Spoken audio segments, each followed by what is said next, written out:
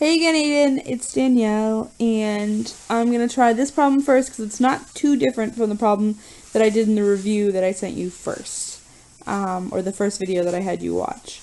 The problem with this one is that you have parallel lines again, but instead of just having one transversal, you have two transversals. There's a transversal there and a transversal there. So the best way to deal with this problem is to deal with them separately.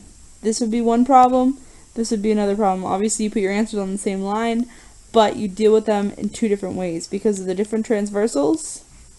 There's no way, these two aren't even related. The only thing that's connected with them is the parallel lines. Okay, so I'm going to clear that and I'm going to redraw them.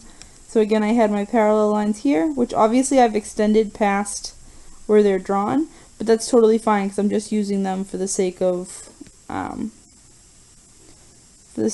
figuring out what they are. It doesn't matter how long they are because you know that lines go forever in any direction regardless of what's drawn. Okay, and we're going to deal with this transversal here first. Okay, so I'm going to redraw them there, and then the same transversal. Obviously the angles aren't perfect, but I've just redrawn this piece of information here. And I'm going to fill in that this is 100 degrees and that this is angle 2. Okay, and the way to deal with this now would be to say, okay, well if this is 100 degrees, then its vertical would also obviously be 100 degrees. And this is corresponding with this one, so this must be 100 degrees. And this is vertical to this one, which must also be 100 degrees. I know you didn't need any of that information, but I like to use that information to help me clarify what's what. So this one's 2. We don't actually know what it is, but we can, for the sake of argument, say that this one's 2, and this is corresponding with this, so it's 2 and 2. And that's obviously the angle name and not the angle, the number of degrees in the angle. But now that we see that these are next to each other, or we could have seen it down here as well, on a straight line, they're next to each other.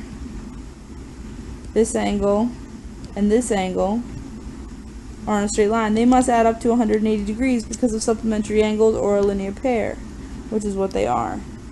So if this one's 100, what must this one equal to add up to 180 degrees? And the answer to that is 80.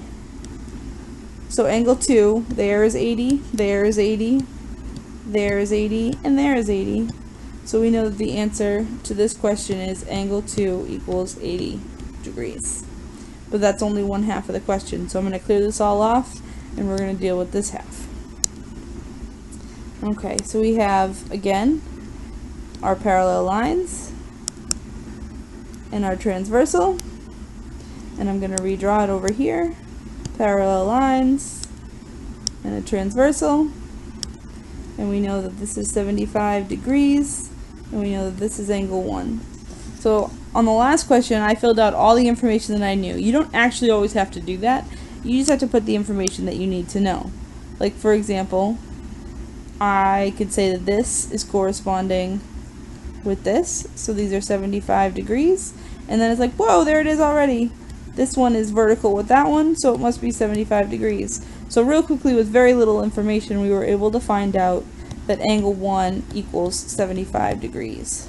So here we said it was 80 degrees, and this one is 75 degrees.